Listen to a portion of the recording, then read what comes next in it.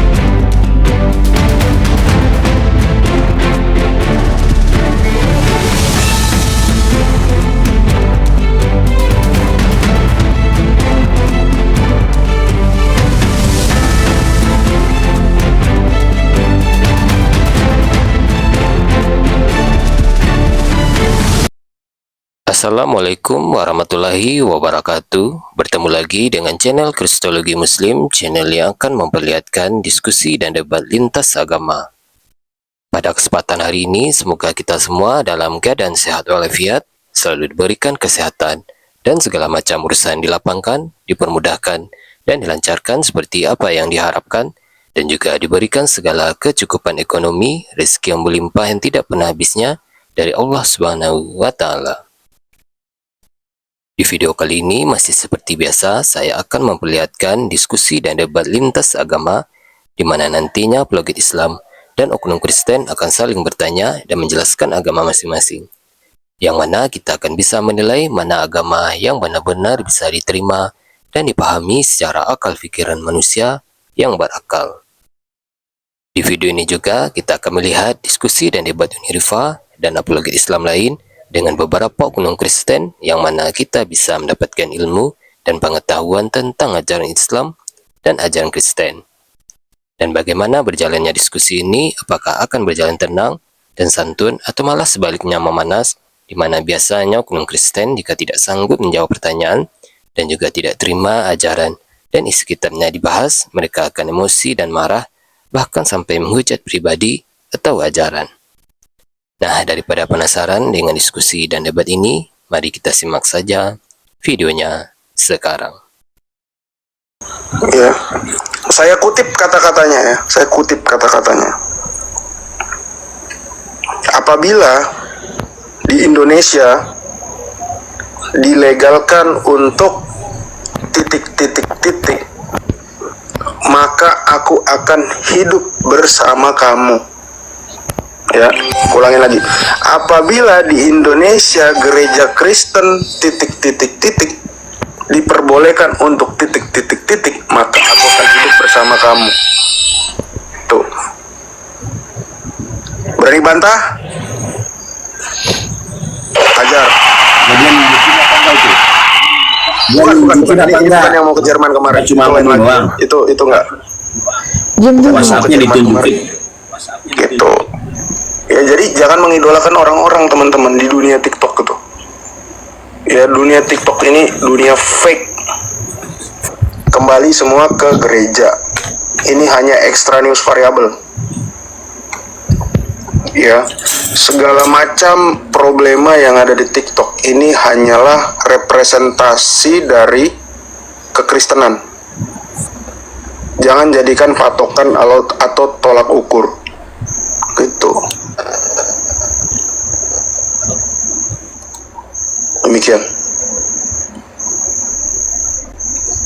Oke, teman-teman di bawah udah jelas ya mengenai status Prof Meta dari Indonesia sampai berangkat, bahwa memang Prof Meta itu asal muasalnya punya pekerjaan tetap sebagai seorang pria, sebagai seorang kepala keluarga.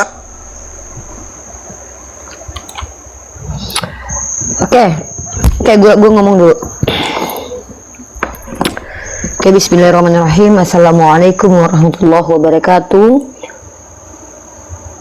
Teman-teman yang ada di YouTube Rifa MOW, apa kabar? Semoga sehat selalu. By the way, hari ini kita membahas tentang kebotian para apologet Kristen ya. Boti, aku mau nyanyi dulu boleh nggak? Boleh.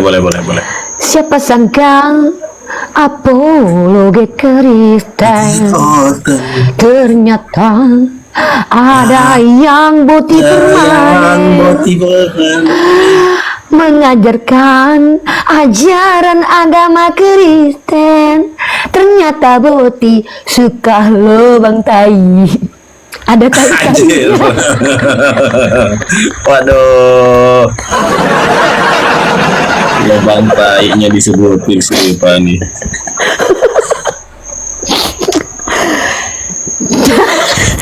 Inilah kenapa aku bilang bagaimana mungkin mereka itu adalah orang-orang yang berpihak kepada kebenaran. Apologetnya aja bauti.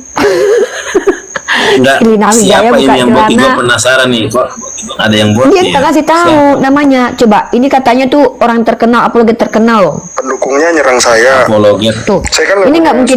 Dengar ya, Elia itu kan AIP, udah ketahuan. Ini nggak mungkin pendukungnya Elia menyerang si Meta. Coba kalian perhatikan, Metatron itu bertengkar dengan siapa? Dengan Joseph. Ingat ya, pendukungnya Joseph itu, si Metatron itu dia berantemnya sama si Joseph. Ingat ya, pendukungnya si Joseph itu nyerangnya Metatron. Nah. Ya berarti si Joseph yang boti. Pendukungnya Kan nyerang udah gue saya. bilang. Terus nanti bikin VT, saya nggak suka bikin VT gitu. Ya mending kasih fakta aja. Ya lebih enak pakai fakta daripada VT reaksi. Jangan sampai ya, saya ingatin, jangan sampai kalian mengidolakan apologet dan Intinya tuh kayak gini loh guys, mereka kok saling bongkar aib begini ya. Gue juga pernah berantem sama apologet Islam dan gue sangat benci banget sama dia karena ya gue berhak untuk benci. Tapi gue nggak akan buka, gue nggak akan sebut nama dia, nggak akan jelek-jelekin dia. Bahkan gue berdoa semoga Allah mudahkan hidupnya. Bahkan gue berdoa semoga ditanamkan penyesalan di hatinya karena menggibahi gue. Semoga dia diperbaiki akhlaknya, semakin di apa ya malah gue berdoa. Dan gue nggak akan pernah bahas ke publik. Ini kenapa sih? Apa gara-gara ayat mereka yang bilang ini ya, kalau ada yang salah tegur di depan publik gitu loh guys. Ini yang mereka tuh kayak saling bongkar aib gitu. Naudzubillah ya. Ini yang tidak boleh kita contoh teman-teman ya. Jangan contoh bauti-bauti ini. Baik, saya akan nyanyikan sebuah lagu lagi ya. Hatiku gembira luar biasa melihat apologet Oten ternyata bauti. Suka lubang tai bunyinya ngi kok malah suka lubang tai padahal ada apa.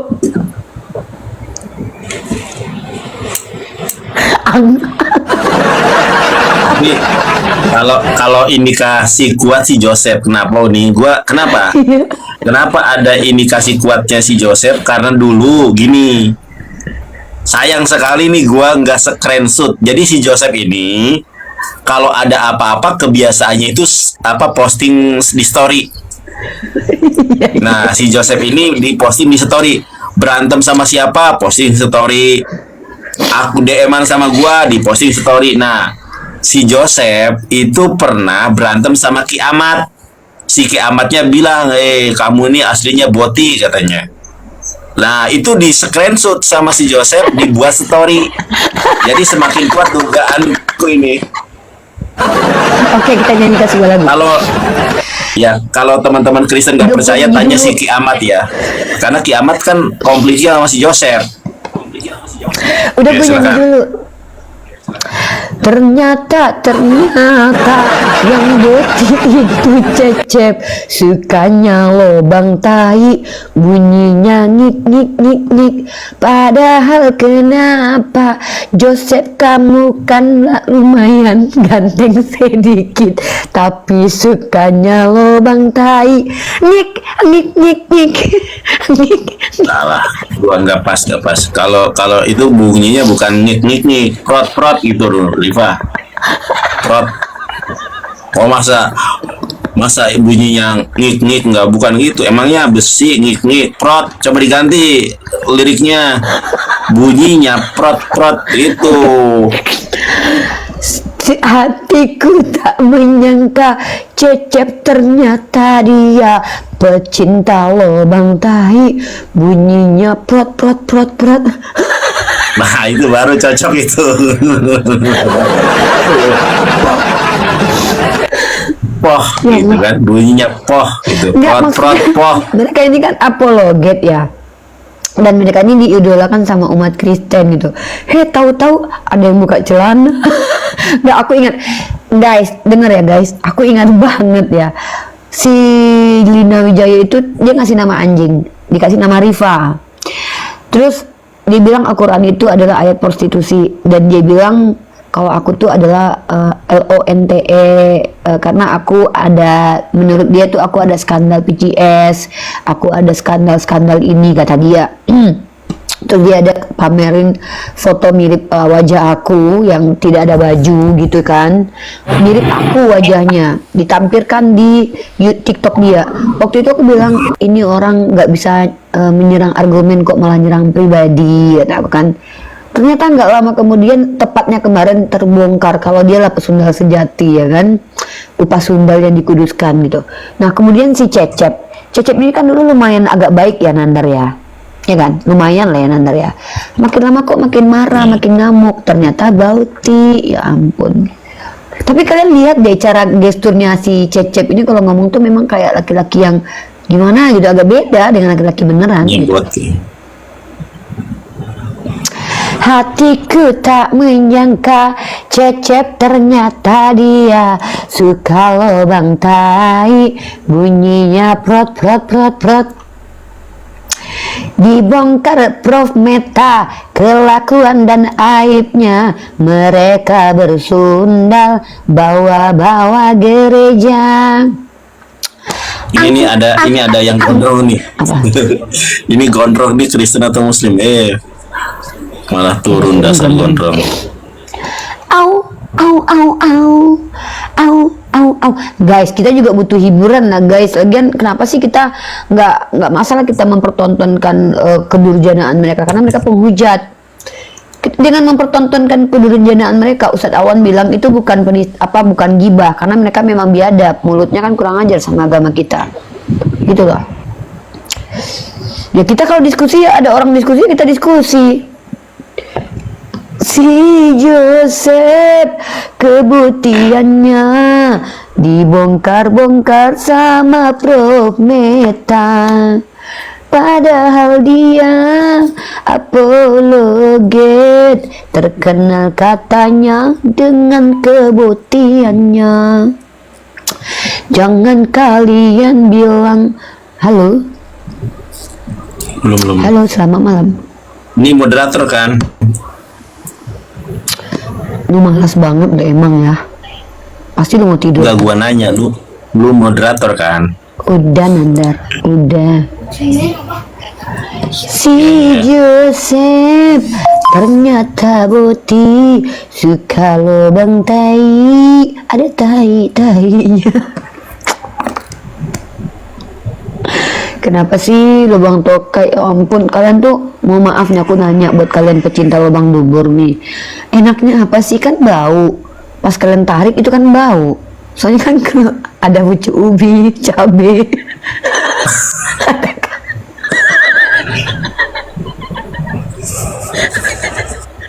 Ditarik, ada pucuk ubi. Apalagi pas makan cabe. Pedes.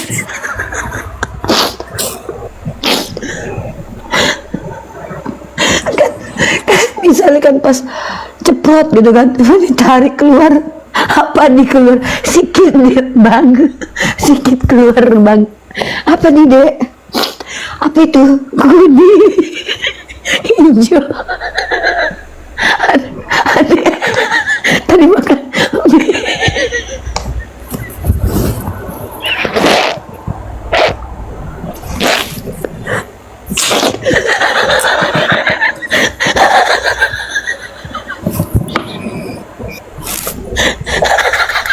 Udahlah Rifa, jangan bahas boti lah. Gua enak dengernya, sumpah.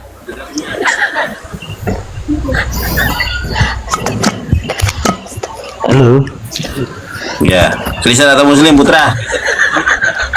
Muslim. Ada yang mau sampaikan? Ada bang.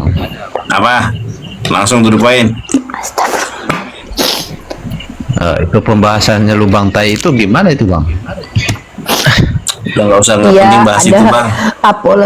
apalagi Kristen katanya Bauti sukanya lubang dubur, jadi aku membayangkan si Ki Joseph sama si Elia misalnya lagi si Elia habis makan pucuk ubi tumbuk kan, terus kata si Joseph, Elia apakah ini pucuk ubi Asep?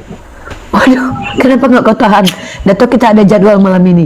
Harusnya kau tadi malam makan keju kemarin. Maaf Asep, aku dibawakan pucuk ubi tumbuk sama kawanku.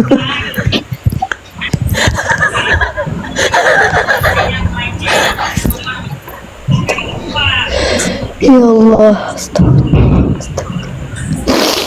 Nah, buat teman-temanku yang di YouTube, Yonatan Nandar pindah ke Undriv aja ya. Aku sudah 2 jam ini. Makasih ya, teman-teman. Pindah ke Rifa aja. Assalamualaikum warahmatullahi wabarakatuh. Ya Allah, nangis. Aku baru pertama sekali lihat Nandar ketawa gara-gara dia bilang kemarin apa namanya? Dia bilang dari silit.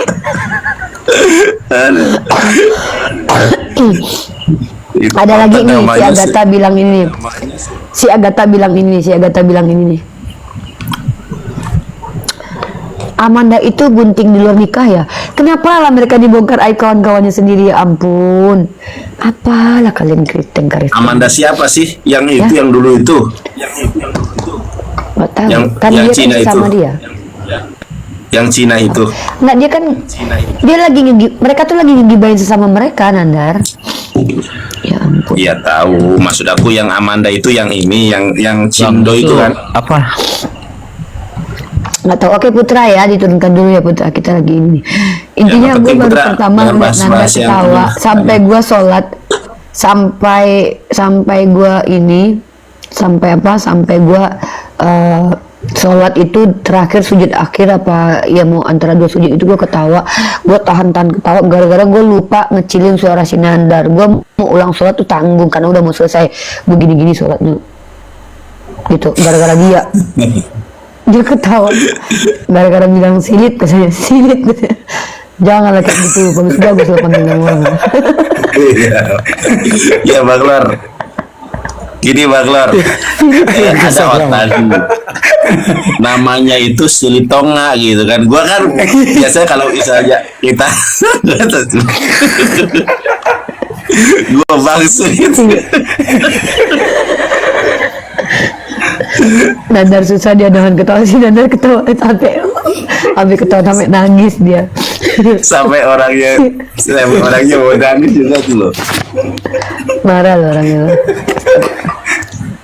Harusnya kalau itu nama marga harusnya ada namanya depannya, itu misalnya Bagus Silitonga, kita panggilnya Bagus. Ini nggak pakai ini, dia Silitonga gitu kan. Gua kan panggilnya Silit. Silit ya.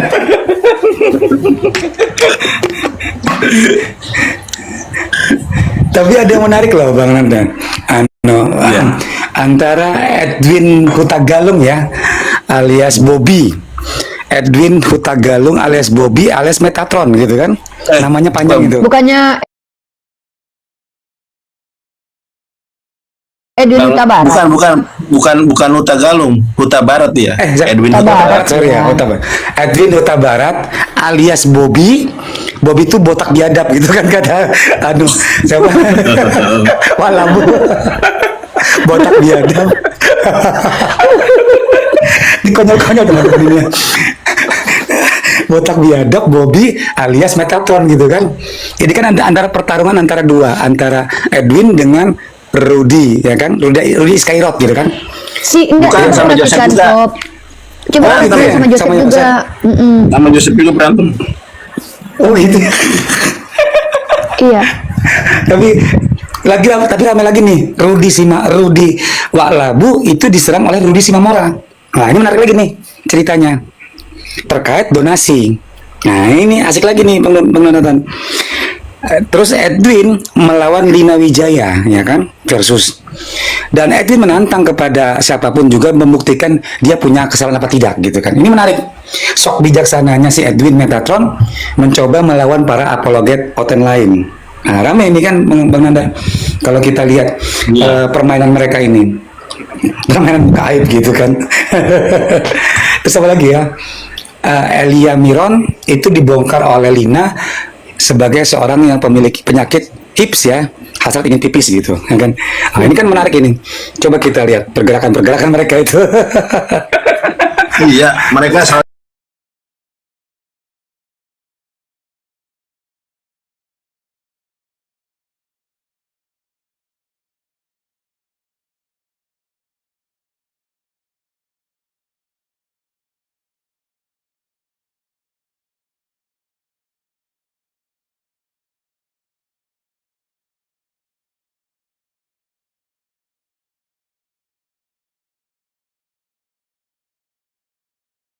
Nandar kabur. Saya tahu itu Nandar. Si Erik suka main dubur. Ya, saya tahu itu Nandar. Kenapa kau pada tutup Alia YouTube? jadi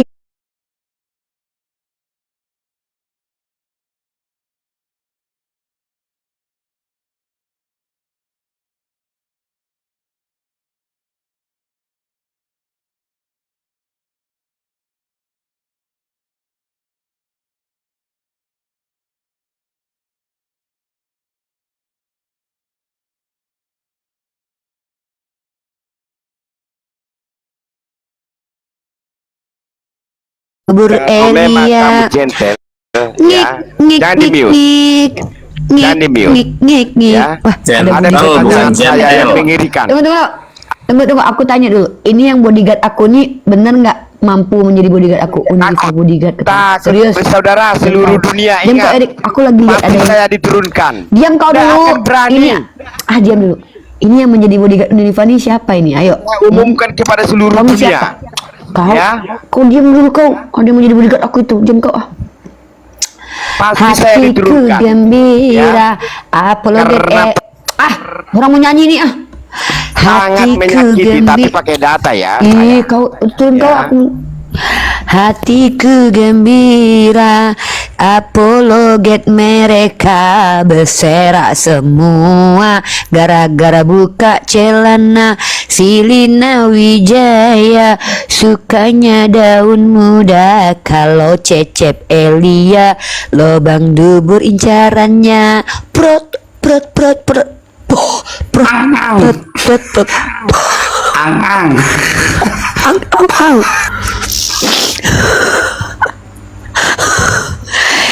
Duduknya miring, keseringan nungging, langsung ambeien sakit lubang duburnya.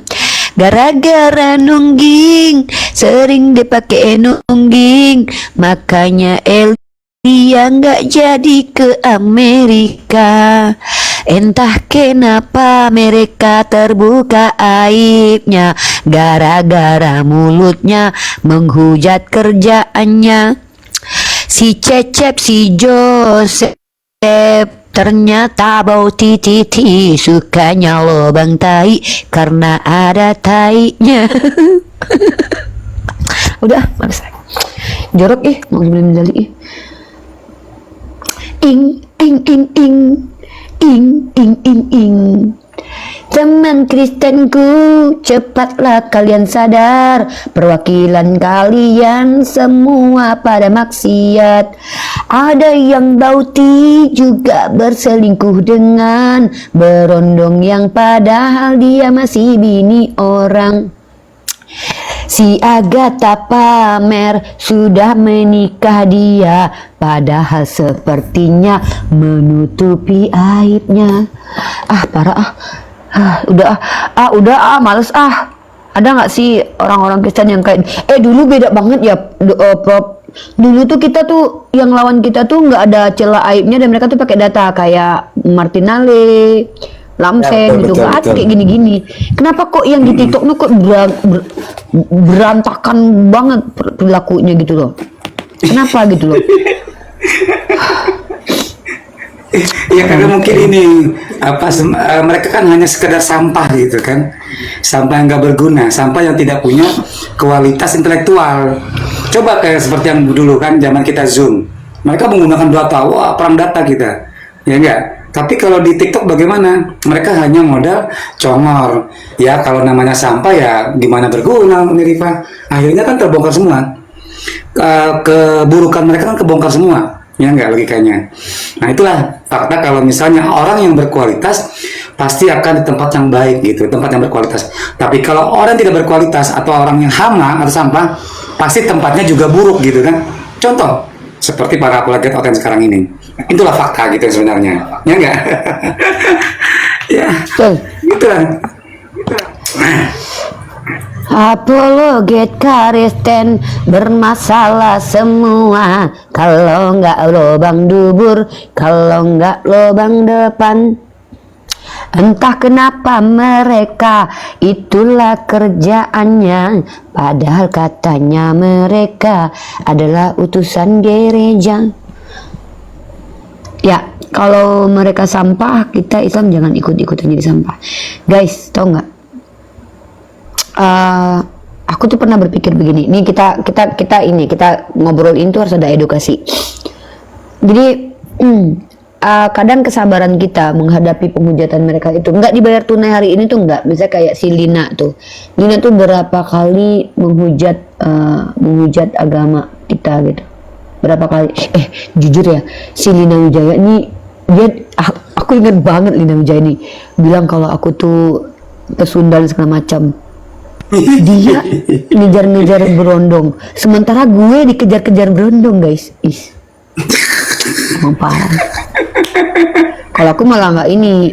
Iya, aku iya. Rob ada yang langsung bilang dia suka sama aku, kataku, aku mah doyanya om-om. Bukan apa-apa. Ya, terus gini ya. Kataku gini ya. Inilah kalian menghina kayak gini loh. Kalian tuh kan menghina Rasulullah. Kalian bilang Rasulullah mau kondo lah. Bukannya Tuhan kalian yang nggak pernah kerja, bukannya Tuhan kalian nggak punya istri, minta-minta. Jadi kayak aku bilang tuh kayak semakin kalian menghina agama Islam dan menghina kami, justru kalian menelanjangi diri kalian sendiri gitu loh. Jujur turun penonton Bang Hendar. Ya terus ngapain Martini? Lu mau kita debat diskusi sama siapa? Nggak ada otennya, aneh lu. Coba lu yang isi di sini Martini, lu debat sama gue. Sini Martini naik lu. Jadi pengen aja kita nih berbantah-bantah dengan Oten. Kita juga pengen sekali tuh kayak live itu tuh pengen memberikan cara berpikir yang supaya kita tuh mengambil hikmah dari apa yang terjadi. Ketika Allah bongkar aibnya umat kafir ini yang menghujat agama Allah setiap hari kerjaannya ini, kalian tahu nggak? Itu bukan hanya kita terlihat aibnya aja loh. Hidup mereka tuh berantakan. Kalian lihat Edis tuh nangis-nangis. Sophie Kuntul itu.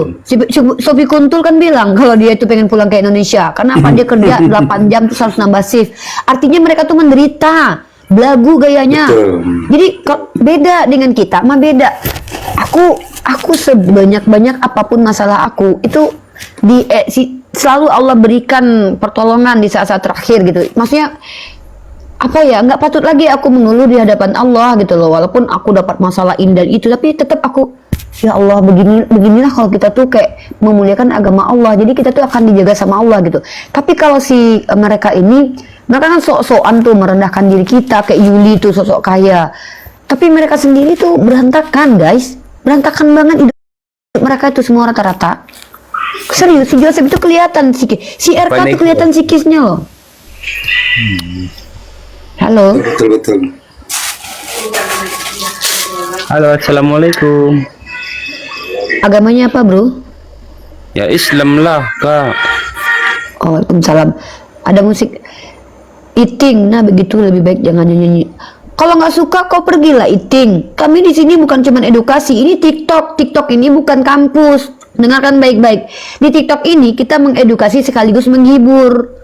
Nah, menghibur itu dengan cara apa? Dengan cara kita. Lah memang faktanya Bauti itu pecinta lubang tokai. Terus gimana coba? Mau dibilang apa? Inilah makanya aku memantik kalian berpikir. Beginilah mereka kecintaan. Allah cenderungkan mereka. Jadi gini. Bayangkan di Al-Quran Allah sudah bilang bahwa mereka itu dicenderungkan kepada perbuatan keji dan mereka menganggap itu adalah kebaikan. Dijadikan indah bagi mereka perbuatan maksiat. Mereka dicenderungkan suka lubang tokai, mereka dicenderungkan suka dengan berzina, mereka dicenderungkan. Kita umat Islam ini adalah umat yang ketika kita melakukan kesalahan, kita takut kepada Allah, kita berbalik kepada Allah. Kalau mereka tidak, mereka ketika berzina, mereka menikmati perzinahan itu, bahkan bawa ayat. Contoh kayak Lina tuh, ya kan? Tenang saja, ketika aku tidur bareng sama kamu, itu cinta yang mulai tumbuh. Kalau kita salah umat Islam ini, misal nih kalau kalian betul-betul umat Islam sejati, kita tuh nggak mungkin sempurna guys. Kayak aku nih, aku pernah melakukan kesalahan misalkannya. Justru karena kesalahan itu aku sadar, ya Allah, ternyata aku lemah banget ya Allah. Kita berhenti, langsung kita bertobat. Itu yang dilakukan Nabi Adam. Tapi mereka sangat egois. Beda kelas kita. Kalau mereka kebotiannya dibela sama kitabnya, bahkan mereka bikin kitab boti yang ada pelanginya. Bahkan gereja ada yang memvalidasi itu. Makanya tuh kalau kalian boti-boti mau kawin tuh pindahnya ke Jerman, perginya ke Belanda tuh, luar negeri sana tuh yang mayoritas mereka diizinin di gereja kalian kawin nikah, pakai surat nikah kalian. Nah, masalahnya adalah kalau kita umat Islam, gue tuh pernah salah guys, tapi kesalahan gue itu bikin gue jadi berpikir Allah tuh maha adil. Kalian akan dapat kafarat. Ketika kalian salah, kalian akan menanggung akibat kesalahan kalian sendiri. Pokoknya kalau dikasih topi aku bilang gitu ya, gitu ya. Begitu beda kelasnya. Kalau mereka itu ketika mereka menikmati lubang tokai, mereka malah makin suka. Kalau perlu mereka colet mereka.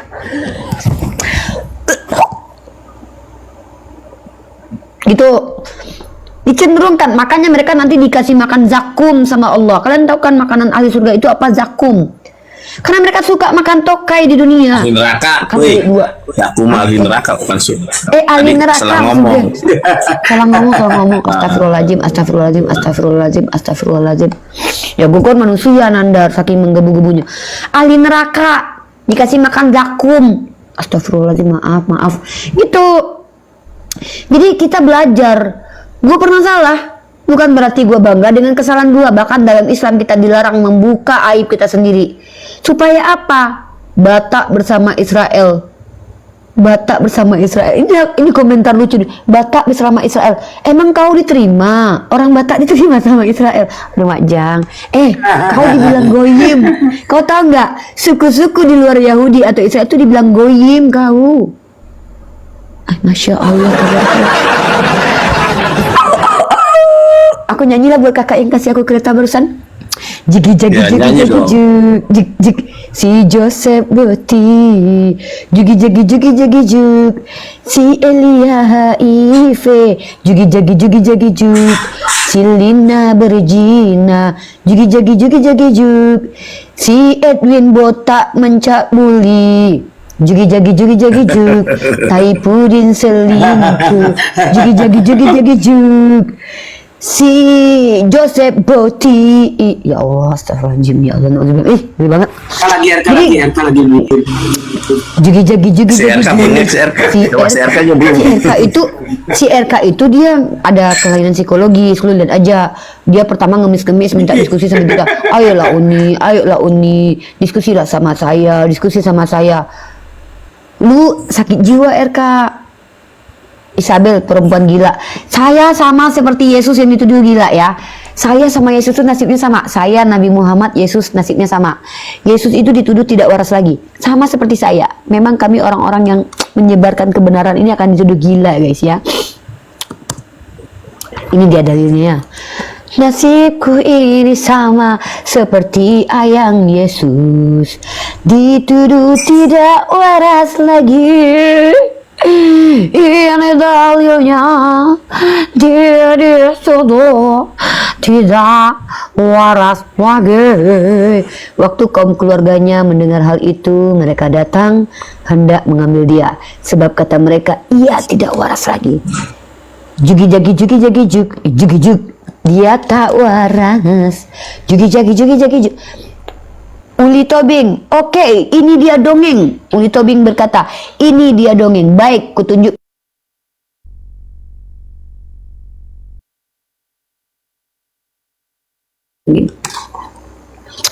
Terima kasih telah memberikan inspirasi untuk ilmu ya. Baik, teman-teman. Menurut ternyata ayat 1 Korintus pasal 10:4 adalah ajaran dongeng. Karena di sini dikatakan, menurut suatu dongeng orang Yahudi, batu pemancar air minum itu mengikuti kaum Israel pada perjalanannya dalam gurun pasir. Paulus menggunakan dongeng, wacitau, crot, prot. Ya, jadi yang dongeng itu bukan kami, kalian. Wadidaw, crot, prot. Wadidaw, crot, prot. Ulangi baca ayatnya biar Oten kesel. Oke. Menurut suatu dongeng orang Yahudi, batu pemancar itu minum mengikuti kaum Israel pada perjalanannya dalam gurun pasir. Aku kalau nggak pakai filter tetap manis ya. Paulus menggunakan dongeng itu sebagai mengandung perlambangan mengenai Kristus. Ini itu ada apa nih? Korak. Ada tengkorak nih.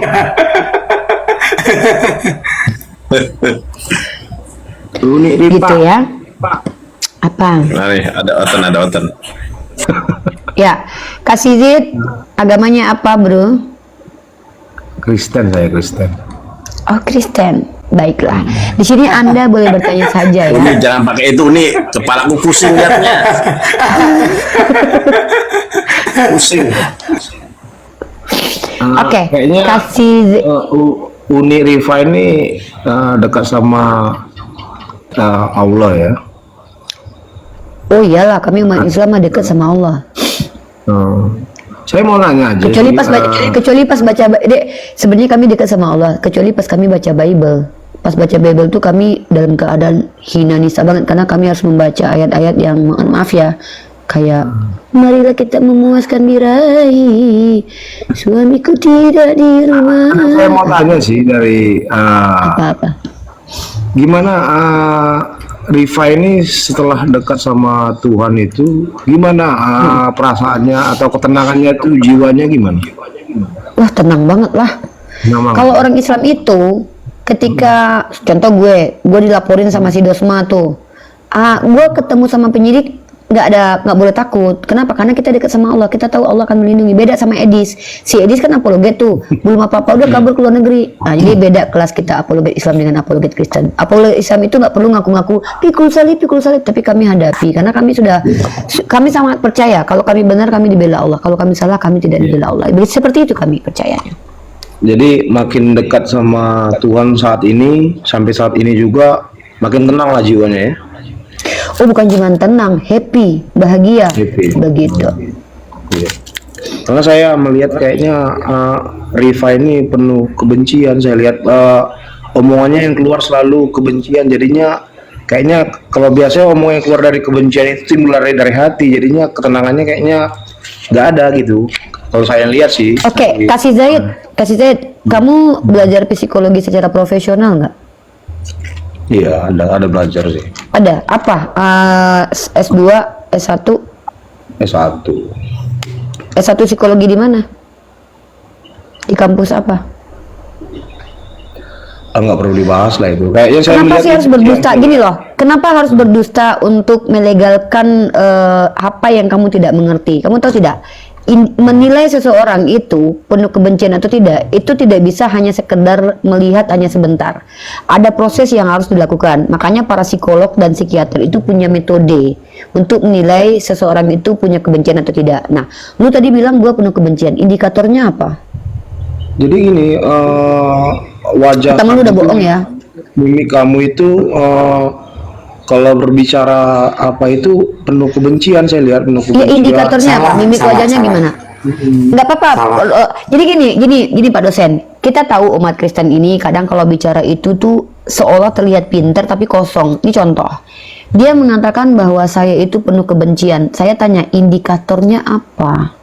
Kalau saya bilang nih, kalau kamu itu kena mental, indikatornya apa? Kamu naik ke sini menunjukkan serangan pribadi langsung ke saya dengan mengatakan saya penuh kebencian. Itu kan argumentum ad hominem. Nah, kamu boleh lihat di beberapa makalah atau jurnal karya ilmiah, ciri-ciri orang yang nyerang pribadi itu tanda-tanda seseorang panik atau menganggap orang yang dihadapannya itu sebagai ancaman. Nah, itu indikator secara ilmiah. Jadi kamu harus belajar, ya. Atau mungkin secara mudah kamu baca pakai ChatGPT deh, ya. Nih contoh nih. Apa indikasi, apa alasan seseorang itu bisa argumentum ad hominem? Ini contoh ya, contoh. Ini contoh, indikator.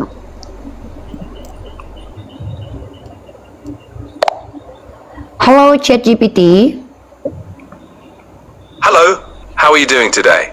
Oke, saya baik-baik saja. Saya mau bertanya kepada kamu, apa indikator seseorang itu bisa dikatakan memiliki kebencian kepada satu kaum atau satu personal? Bisa sebutkan beberapa indikator-indikatornya? Tentu, ada beberapa indikator yang bisa menunjukkan seseorang memiliki kebencian terhadap suatu kelompok atau individu. Beberapa di antaranya termasuk 1. Pernyataan atau sikap diskriminatif. Seseorang yang sering membuat pernyataan yang merendahkan atau mendiskriminasi kelompok lain. 2. Kurangnya empati. Tidak menunjukkan empati atau memahami perasaan orang dari kelompok yang dibenci. 3. Stereotip negatif. Menggunakan Tuh. tentang kelompok. Jadi itu namanya indikator, kasih Zaid, kasih ya, itu namanya indikator. 1. Nah, terus ketika kita sudah menemukan indikator, kamu harus mampu membuktikan kalau saya termasuk dalam orang seperti itu. Nah, itu namanya kita menganalisa secara ilmiah. Kalau cuman bilang, menurut pendapat saya, kamu siapa? Emang kamu adalah psikolog? Tadi kamu bilang, saya juga belajar psikologi. Oke, karena kamu tadi mengaku belajar psikologi dan kamu tidak mau mengakui di kampus mana kamu belajar psikologi, ini ciri-ciri orang berdusta. Saya mau tanya sama kamu, bisa nggak kamu jelaskan kepada saya, apa yang disebut dengan persepsi? Coba. Itu dasar psikologi loh.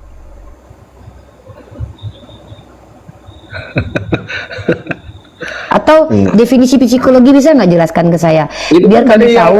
yang Riva tanya sama apa tadi, ya itu jawabannya. Yang Ya, sama mana itu contohnya? tadi. Contoh, saya pernah nggak stereotip sama satu komunitas, satu komunal? Saya pernah nggak merendahkan satu komunitas, satu komunal? Coba, diksi-diksi saya apa? Nah, gini, tidak perlu berbohong jadi orang Kristen. Mentang-mentang Paulus ajarkan bahwa kalau karena dustaku kemuliaan Tuhan semakin melimpah, kenapa aku harus dihakimi sebagai orang berdosa? Mentang-mentang kamu ngaku anak Tuhan, mentang-mentang sudah pasti meyakini kamu masuk surga, walaupun itu cuma keyakinan kamu doang ya. Jangan berdusta lah di hadapan kami. Karena di sini kita butuh edukasi, bro. Saya kasih kamu izin bertanya itu supaya kamu dapat ilmu, bukan malah mempertontonkan bahwa kamu adalah orang yang berdusta ketika bicara. Nggak perlu ngaku-ngaku kamu belajar psikologi untuk memvalidasi kedustaanmu. Nah, ingat ya, menilai psikologi seseorang itu, bahkan psikiater dan psikolog pun membutuhkan waktu. Tidak ada yang namanya psikolog dan psikiater itu hanya melihat satu sekali tonton langsung mendiagnosa seseorang itu bermasalah. Udah ada berapa Makasih, kali? Bang Alun.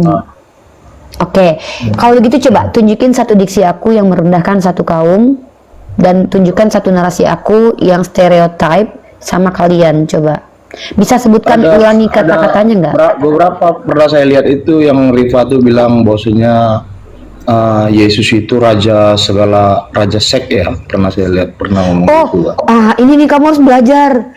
Tadi kan indikatornya adalah merendahkan satu kaum atau satu komunal karena membenci komunal atau kaum itu. Contoh, aku kan orang Minang nih, aku bilang, orang Minang itu wajahnya jelek-jelek. Nah, misal, itu namanya stereotip. Iya, kaum membawa. Nah, Rifa bilang Kristen. Sebentar bro, saya ajarkan dulu. Saya bilang rata-rata orang Kristen yang masuk ke Kemal kami itu dungu, bukan berarti saya stereotip kepada orang Kristen lain, karena saya bilang orang Kristen yang masuk ke Kemal ini. Kamu coba belajar bahasa Indonesia yang baik ya, kasih ya. Contoh gini nih, kalau saya bilang Yesus itu raja di atas segala raja dan dia adalah raja sek, itu bukan karena saya benci Yesus, tidak, tapi itu adalah argumen dari silogisme yang dibawa Edis. Silogismenya gimana? Ini saya ajarkan kamu silogisme nih. Kata Edis, laki-laki yang memiliki kekuatan 30 pria itu adalah raja seks. Maka dengan demikian Yesus itu bisa dikatakan raja seks. Kenapa? Dia adalah laki-laki yang memiliki kekuatan 100% Tuhan, maka dia lebih raja seks daripada yang memiliki kekuatan 30 pria. Itu bukan stereotip. Edis kan bilang kalau Nabi Muhammad memiliki kekuatan 30 pria, betul, maka dia adalah raja seks. Menurut Edis, kalau ada laki-laki yang memiliki kekuatan 30 pria itu dikatakan raja seks. Maka saya katakan, kalau begitu Yesus adalah raja seks. Kenapa? Dia adalah laki-laki yang kelaminnya memiliki kekuatan 100% Tuhan. Kecuali dia tidak punya kelamin atau diakui secara akademis bahwa kelaminnya tidak berfungsi sama sekali, alias impoten. Tapi kalau dia dikatakan 100% human being yang normal, maka secara tidak langsung kalian harus mengakui bahwa dia adalah raja sek. Bahkan dia bergelar raja di atas segala raja. Itu bukan kebencian, tapi itu mengkomparasi atau mirroring narasi kalian yang menghina nabi saya. Begitu bro. Nah, makanya bro, besok-besok kalau mau menuduh, bawakan indikasi yang jelas. Kalau saya nih nuduh nih misal, saya katakan orang Kristen itu adalah orang yang tidak berakal. Itu kan stereotip tuh. Nah, saya harus mampu membuktikannya. Maka kepada orang Kristen yang bertanya ke saya, kenapa kau bilang kami tidak berakal? Saya jawab, loh, kalian tidak berakal karena kalian beriman kepada Tuhan yang mati. Apa masalahnya dengan Tuhan mati? Lah, Tuhan itu kan definisinya pencipta yang tidak diciptakan, yang memiliki kekuasaan kekal. Ketika Tuhan itu mati, maka dia sudah tidak bisa dikatakan Tuhan lagi. Nah, ini yang dikatakan bahwa bahwa kalian itu adalah orang-orang yang memang menentang akal sehat. Nah, jadi saya tidak menuduh. Saya adalah orang yang ketika berbicara itu, maka pembicaraan saya itu akan saya berikan dasar. Pertama, dasarnya adalah dalil. Dalil itu adalah bukti-bukti empiris atau bukti-bukti tertulis seperti tekstual tertulis. Yang kedua adalah faktual. Faktual itu apa? Saya pertontonkan kepada orang lain bahwa memang ada ajaran di Kristen itu yang tidak masuk akal. Tritunggal itu kan disebut dengan misteri karena dia tidak masuk akal. Nah, jadi saya sebagai seorang akademisi itu tidak boleh bicara tanpa dasar. Nah, ketika kamu menuduh saya penuh kebencian, itu tidak bisa dikatakan sebuah pernyataan ilmiah. Itu justru datang dari pernyataan orang yang membenci saya. Karena gini bro, menuduh orang lain membenci sebenarnya itu kembali ke kita. Berarti kita sebenarnya membenci orang itu. Bisa jadi seperti itu. Ya, tadi kan Rifa tuh menuduh juga semuanya itu. Jadi Rifa itu berarti aduh, kamu mengerti arti menuduh nggak sih? Kamu ngerti nggak menuduh itu? Menuduh itu menyatakan seseorang melakukan sesuatu. Contoh saya bilang, kamu ini tidak berakal. Nah, kan itu baru tuduhan. Maka dia akan menjadi kebenaran setelah terbukti. Itulah saya katakan. Nah, kalau kita kasih contoh boleh nggak? Nah, boleh. Oke. Kita bisa katakan kalau kamu tidak punya akal, tidak punya rasional. Pertanyaan saya adalah, Apa kamu bisa bedakan Tuhan dan manusia? Ya, bisa. Oke, definisikan Tuhan, definisikan manusia, sehingga mereka adalah entitas yang berbeda. Apa yang membedakan antara Tuhan dan manusia? Silakan. Ya, Tuhan itu suci, Tuhan itu yang kita sembah, Tuhan itu maha kuasa. Maha kuasa. Oke. Ketika ada orang mati tak berdaya, bisa dikatakan maha kuasa? Tidak. Oke. Yesus Tuhan atau bukan? Tuhan. Kan kamu nggak punya akal kan? Maka apa yang saya bicarakan ini saya buktikan, bro. Kamu menentang sendiri parameter yang kamu sepakati. Tadi Ya, kamu mengatakan Tuhan itu maha dia kuasa. hidup lagi. Wait. Dia mati tapi bangkit, Iya. hidup. Tapi pernah mati kan? Iya, mati untuk menembus Yang saya dosa tanya itu manusia, waktu kami mengimani. saya tidak tanya matinya buat Ya, apa. nah, Saya tanya ketika dia mati itu adakah dia memiliki kekuasaan waktu dia mati jadi mayat? Tergantung di tiang salib itu waktu dia mati itu punya kekuasaan nggak dia? punya kuasaan. Apa kuasanya waktu dia digantung di tiang salib? Iya, dia itu untuk menembus dosa manusia, dia rela Saya mati tidak tanya untuk apa dia mati, bro. Bro, saya tidak tanya. Bahkan ketika kamu mengatakan dia dibangkitkan, itu bukti kalau dia tidak berkuasa. Bagaimana mungkin orang mati dibangkitkan lalu dikatakan maha kuasa? Inilah kenapa saya katakan kamu tidak punya akal, bro. Jadi, ketika Uni Rifa ini membuat sebuah statement dan argumen, memang mungkin terdengarnya awalnya tuduhan, tapi ketika terbukti bahwa kamu itu tidak berakal, maka itu bukan lagi tuduhan, tapi itu fakta. Nah, mari kita kembali. Kamu tadi menuduh saya penuh kebencian. Coba, diksi saya yang penuh kebencian itu apa? Coba diulangi. Ya itu seperti secara tidak langsung kamu tuh udah mengatakan yang itu loh tadi, bahwasanya Kristen itu orang yang tidak berakal. Kan itu. Loh, kan saya sudah buktikan. Itu kan saya bilang, itu pembukti kan saya bilang. Kalau pertama kita mengatakan seseorang melakukan sesuatu dan menjadi sesuatu, kan itu kita di awal menuduh tuh. Maka tuduhan itu bisa dikatakan fakta ketika terbukti. Kamu sudah membuktikan kalau kamu tidak berakal. Kenapa saya katakan kamu tidak berakal? Menurut akal sehat, yang namanya orang berkuasa itu tidak akan mati. Maha kuasa loh ya, bukan berkuasa loh. Maha kuasa sebagai Tuhan. Tidak ada yang namanya Tuhan itu bisa dikatakan Tuhan dia mati. Sebentar bro, bentar bro. Lalu kemudian saya buktikan ternyata kamu adalah orang. Kalau ada orang sedang berbicara, lalu kamu tiba tertawa. Tawa itu bisa menutupi kepanikan. Tawa itu bisa menutupi rasa malu. Tawa itu bisa menutupi keterbuncangan. Nih aku kasih data loh. Aku pakai dalil ya. Nih, aku tunjukin ya dalam kitab Amsal ya. Berperkara dengan orang bodoh dia akan banyak ketawa. Iya, kamu sendiri, kamu yang kamu tuduhkan itu yang kamu ungkapkan sekarang, udah kamu ungkapkan sebenarnya. Bentar ya, ini kasih ayat aja ya. Kamu dari tadi banyak ketawa, padahal saya lagi bicara serius sama kamu. Kenapa kamu ketawa? Karena ini, nih, karena ini. Nih, kenapa kamu banyak ketawa? Karena ini. Amsal pasal 29 nomor 9. Jika orang bijak berperkara dengan orang bodoh ini mengamuk dan tertawa.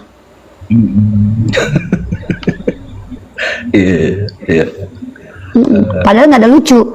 Jadi kalau ada orang ketawa nggak ada yang lucu, itu bisa jadi tawanya itu menutupi sesuatu dalam dirinya.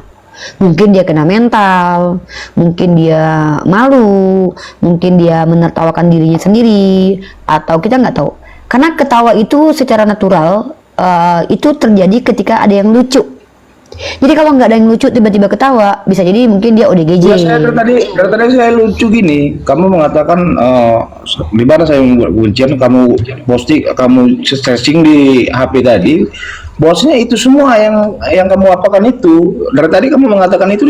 Saya kan minta bukti sama kamu. Mana buktinya kalau saya pernah merendahkan satu komunitas, stereotip. Itu mana bukti-buktinya mana? Itu kan tuduhan kamu. Kamu kan mengambil indikator dari ChatGPT. Bentar bro. Kamu kan orang yang mengambil indikator dari chat GPT lalu menyerangkan ke saya, sementara kan saya tidak mendengarkan bukti-bukti otentik kalau saya melakukan hal itu. Makanya saya tanya, coba tunjukin diksi stereotip saya tuh yang mana, diksi merendahkan saya tuh yang mana. Saya bilang orang Kristen yang naik ke Komal Nandar itu banyak yang tidak punya akal. Bahkan saya ketika berbicara pun saya buktikan kalau kamu tidak berakal. Contoh, tadi kamu bilang Tuhan itu maha kuasa, tiba-tiba Tuhanmu mati, lalu kamu bilang Tuhan mati, ada Tuhan maha kuasa, kan lucu. Maha kuasanya apa? Dibangkitkan lah. Dengan kata diksi dibangkitkan itu membuktikan kalau dia tidak berkuasa kecuali dia bangkit sendiri. Tuhan mati, dibangkitkan sama entitas lain dikatakan maha kuasa. Ini kan tidak ada akal, bro. Rasio mana ini yang menerima, bro? Kampus mana yang bisa melegalkan akal seperti ini, bro? Nah, jadi saya itu kalau bicara itu pembuktian saya lakukan. Nah, pertama saya pakai dalil tekstual, kontekstual seperti kitab Amsal nih. Saya buktikan kalau kamu tuh mohon maaf ya, menurut Bible kamu tuh kamu bodoh. Kenapa? Karena kamu ketawa tanpa ada yang lucu. Jika orang bijak berperkara dengan orang bodoh ini mengamuk dan tertawa. Indikator seseorang itu dikatakan bodoh, dia gampang mengamuk tanpa alasan yang jelas, kecuali alasan jelas tuh. Nah, dan juga banyak ketawa tanpa alasan yang jelas. Karena secara natural, manusia normal, orang itu akan marah ketika ada sesuatu yang men-trigger dia. Kayak aku akan mengamuk besar kalau kalian menghujat agama aku. Berarti aku bukan ODGJ, tapi aku reaktif namanya. Itu normally, natural. Dan aku akan ketawa ketika ada yang lucu. Tapi tiba-tiba nggak lucu, aku ketawa sendiri. Ya, any something wrong with me. Dan kamu dari tadi tuh, Pak dosen tidak ketawa, Nandar tidak ketawa, kamu ketawa sendiri. Padahal saya lagi serius bicara dengan kamu.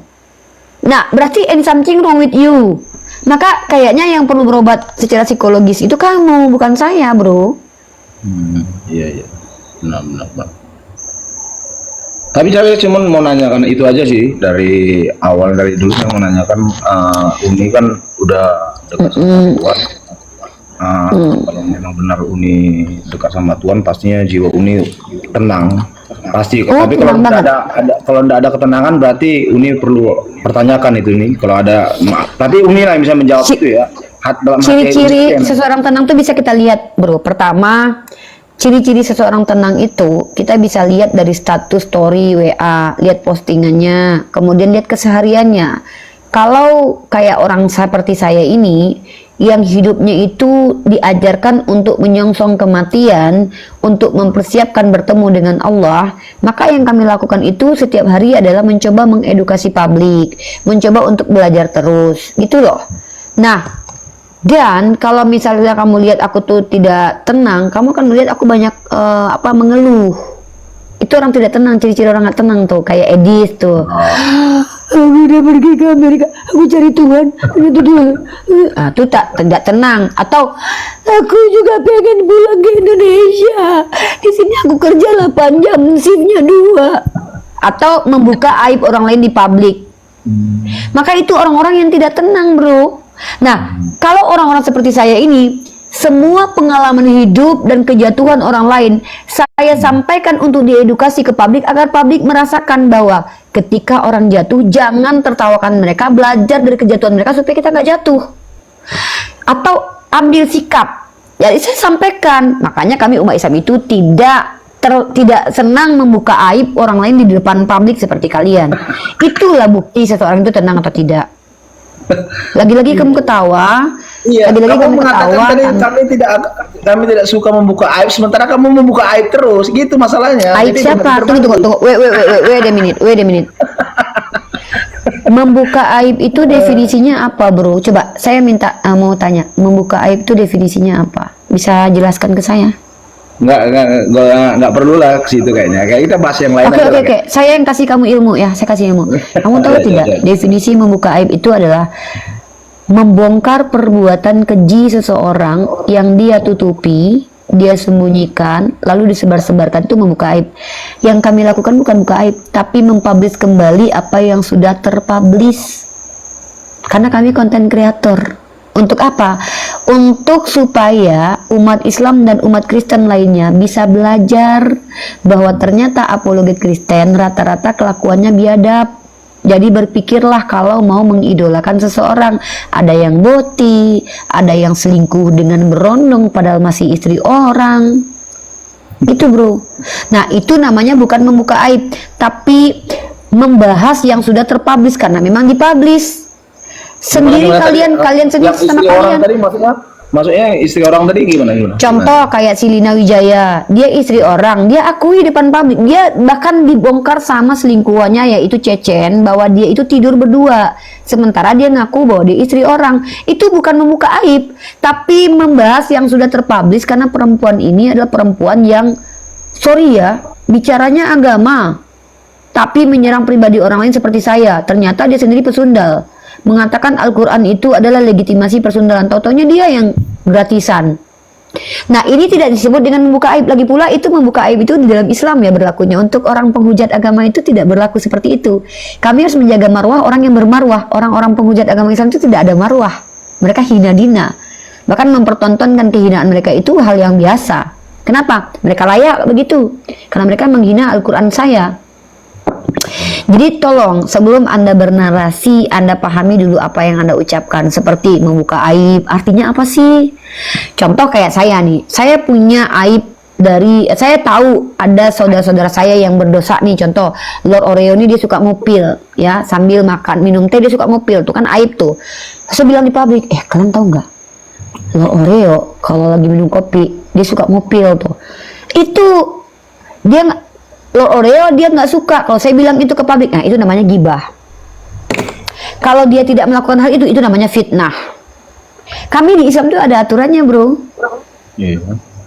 Gitu ya bro ya. Jadi bro, saran saya adalah perdalam belajar psikologi. Kalau ingin menjadi seorang psikolog, menilai kejiwaan seseorang, itu nggak cukup hanya dengan menuduh tanpa bukti.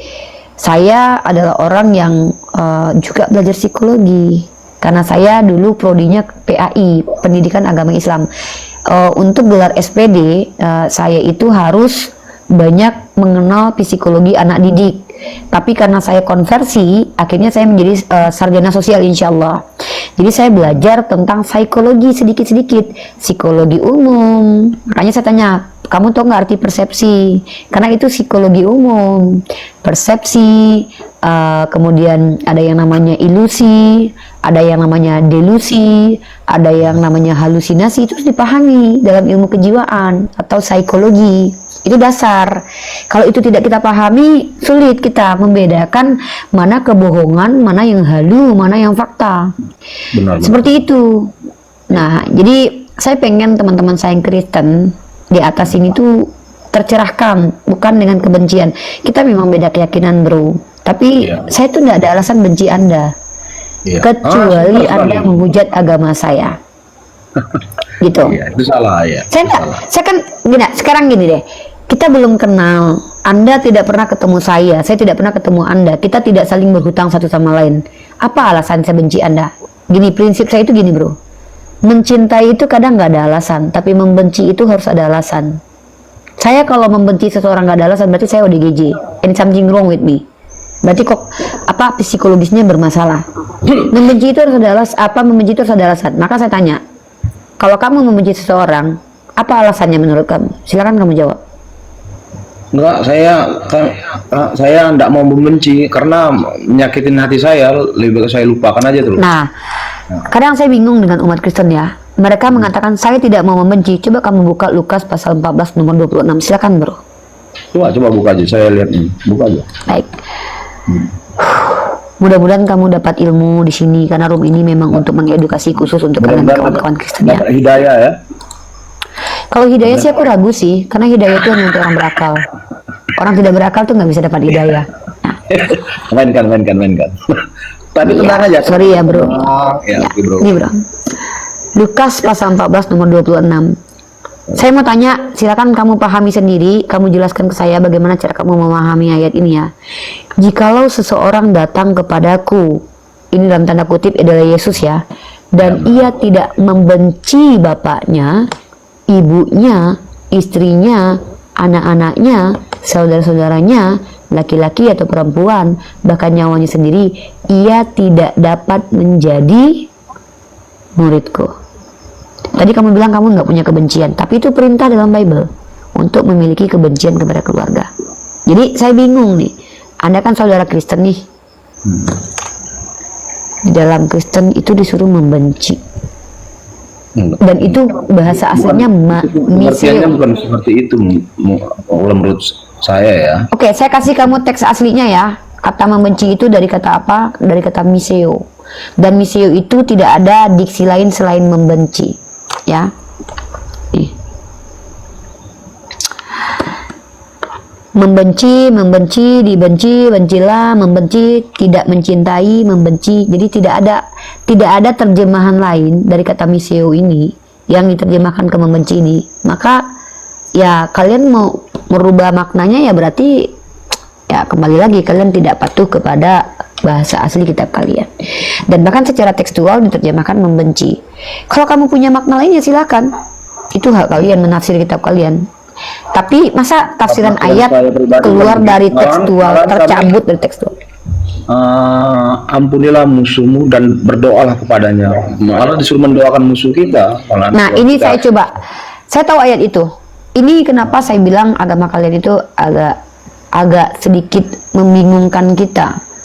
Di dalam agama Anda, kalian diperintahkan untuk mengasihi musuh. Tapi kepada keluarga sendiri, kenapa malah disuruh membenci? Coba. Dan Anda dilarang untuk melawan orang yang jahat kepada Anda, betul? Nah. Tapi Anda tahu tidak? Nih ayatnya.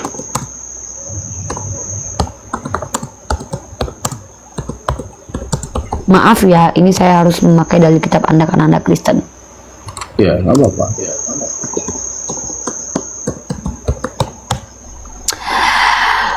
Anda buka Matius pasal kelima nomor 22. Ini kenapa di dalam agama Anda itu kalian disuruh baik kepada orang-orang jahat dan musuh. Tapi kalian tahu tidak? Jangan melawan orang yang jahat kepada kalian, bahkan kalian harus mengampuni mereka. Tapi apa yang terjadi di sini? Ini agak cukup aneh. Kenapa akan tetapi Yesus mengetahui pikiran mereka? Sorry bukan ini. Ini bukan Matius ini. Sorry ya. Matius 5. Bentar ya, saya ambil Alkitab saya ya sekalian ya. Oke, boleh. Matius 5. Silakan Bang. Oke.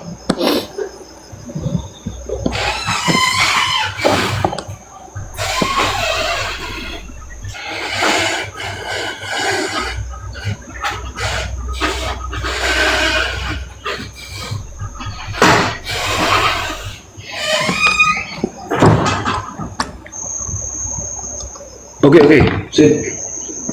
Oke. Coba Anda buka Matius pasal kelima nomor 22.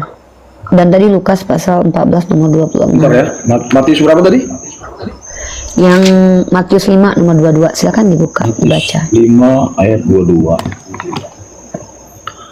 Namun aku berkata kepadamu, setiap orang yang marah terhadap saudaranya harus dihukum. Siapa yang mencaci maki? Bentar. Nanti Anda baca lagi. Poin saya adalah kenapa kepada orang jahat, musuh, kalian disuruh untuk memaafkan dan bahkan mengampuni. Tapi kenapa ketika ada orang yang cuma marah saja, dia cuma marah doang loh. Tapi kenapa harus dihukum? Tapi kenapa para penjahat, musuh, itu malah diampuni? Kenapa kok terbalik? Kenapa saudara terdekat itu kalau marah harus dihukum, orang yang jahat kepada kita harus diampuni? Kenapa Lukas 14:26 mengajarkan kalian membenci keluarga? Orang jahat harus diampuni. Saya jarang juga nih membacanya ayat ini, itu saya baca. Boleh, silakan bro. Namun aku berkata kepadamu, setiap orang yang marah terhadap saudaranya harus dihukum. Siapa yang mencaci maki saudaranya harus dihadapkan ke mahkamah agama. Dan siapa yang berkata jahil harus diserahkan ke dalam neraka yang menyala-nyala. Terus gimana? Maksudnya ayat ini gimana maksudnya? Tadi kan Anda bawa kami diajarkan mengasihi musuh. Iya, saya tahu. Di Kristen itu orang-orang jahat itu disuruh dikasihi. Bahkan kalian tidak boleh melawan orang yang jahat kepada kalian. Bayangkan loh, orang yang berniat jahat kepada Anda tidak boleh lawan. Tapi kenapa kalau saudara marah kepada saudaranya sendiri harus dihukum? Bukan, maksudnya di sini nih kalau saya lihat, jadi Tuhan itu berkata kepada orang, jangan marah. Itu sih saya ambil kesimpulan. Walaupun saya bukan ahli Alkitab ya. Sekilas saya ambil sini. Coba makanya kita marah. itu gini, cara kita kalau Anda mau menafsir kitab Anda tuh asal itu urusan Anda, nggak apa-apa. Saya bukan tipikal pendebat yang kayak ada orang Kristen yang punya penafsiran terus saya debatin itu, saya nggak. Maksudnya itu hak Anda gitu. Cuman apa iya perkataan Tuhan Anda itu bisa dipelincir seperti itu? Coba baca baik-baik. Tetapi aku berkata kepadamu, setiap orang yang marah terhadap saudaranya harus dihukum. Yesus bicara, kalau ada orang yang marah itu harus dihukum. Siapa yang berkata kepada saudaranya kafir, cuman ngomong kafir doang loh, dibawa ke mahkamah agama. Dan kalau ada yang berkata jahil, cuman bilang jahil doang, dia masuk neraka. Tapi di sisi lain Yesus berkata, jangan melawan orang yang jahat kepadamu. Jadi ada kontradiksi. Kontradiksi itu ngerti nggak? Kontras antara diksi satu dengan diksi lain. Di diksi satu seolah-olah menjelaskan bahwa Kristen ini agama yang sangat baik, kepada orang jahat aja tuh kita ampuni. Iya, sebenarnya kalau saya bilang tuh kayak agama kalian tuh kayak berpihaknya kepada orang-orang jahat, tapi kepada keluarga tuh kita kayak disuruh benci gitu loh. Makanya Lukas 14:26 tadi aku bawakan. Maksudnya di sini Matius 5 ayat 22 ini, maksudnya itu berarti kalau orang marah dihukum gitu. Cuma marah doang dihukum.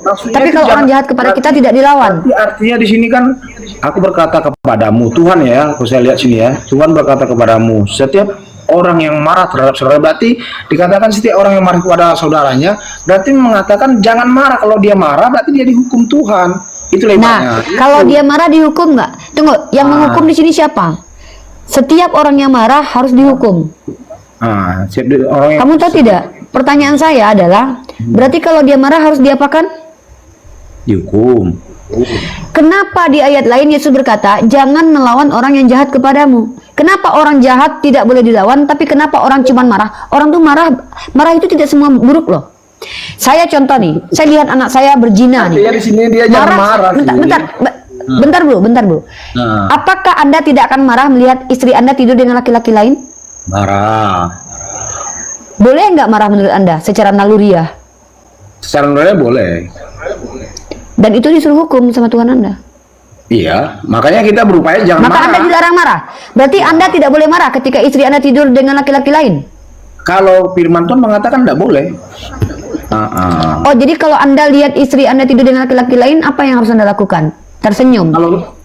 Kalau saya pribadi sebagai manusia marah. Cuma Tuhan mengatakan. Tapi perintah Tuhan Anda? Berarti ajaran Tuhan Anda ini bisa nggak dilaksanakan oleh manusia normal? Bisa dong, bisa. Oke, berarti menurut Anda kalau ada laki-laki di dunia ini melihat berarti manusia di dunia tidak boleh marah sama sekali, walaupun yang dia lihat adalah istrinya berzina, suaminya berzina, atau melihat kejahatan dia tidak boleh marah. Boleh, secara manusia boleh dong, pastinya marah. Saya tanya itu secara ajaran, bro. Kalau secara manusia boleh dan Tuhan Anda melarang itu, berarti ajaran Anda bertentangan dengan naluri manusia. Enggak lah, bukan ke situ larinya sih. Bro, kita ulangi ya diksi saya ya. Tetapi aku berkata kepadamu, setiap orang yang marah itu tidak semua buruk. Saya marah kepada orang yang melakukan perzinahan di depan saya, itu hak dalam Islam. Itu malah berpahala. Ternyata Tuhan Anda bilang, kalau saya marah ketika suami saya berzina, saya harus dihukum. Ngeri kan? Saya marah ketika lihat suami saya lagi berzina. Kata Tuhan Anda, saya dihukum. Tapi apa kata Tuhan Anda di ayat lain? Jangan melawan orang jahat kepadamu. Tapi kalau saya diperkodok, saya nggak boleh lawan. Agama macam apa ini? Coba jelasin ke saya. Agama yang benar. Agama yang benar. Ya, sebenarnya agama Anda ini, kalau Anda katakan benar, menurut Anda kebenaran itu adalah agama yang berpihak kepada penjahat dan tidak berpihak kepada korban kejahatan. Coba, korban kejahatan ketika mau diperkaus boleh nggak ngelawan? Ada ayatnya loh. Jangan melawan orang yang jahat. Oh, ini ayatnya ada loh. Ini ya.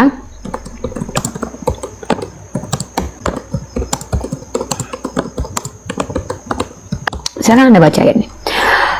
Matius pasal kelima nomor 39. Silakan Anda baca. Buka kitab Anda baca sendiri, cross check sendiri. Saya tidak mau membacakan, takutnya Anda bilang nanti saya pelintir. Silakan. Namun aku berkata kepadamu, janganlah melawan orang yang berbuat jahat kepadamu, melainkan siapapun yang menampar pipi kananmu, berilah juga kepadanya pipi kirimu. Oke.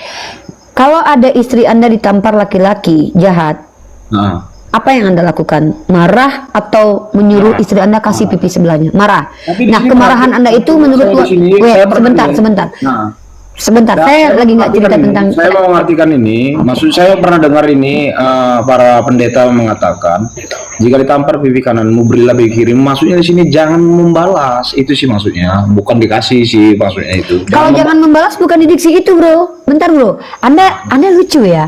Diksi di kitab Anda ini kan dua karakter. Pertama ada larangan, kedua ada perintah. Berilah pipi kiri pipi kanan itu perintah, sementara jangan melawan itu ada di ayat atasnya. Loh, tetapi aku berkata kepadamu, janganlah kamu melawan orang yang berbuat jahat kepadamu. Artinya nanti kalau ada orang yang ingin memperkodok istri Anda tidak boleh melawan mereka.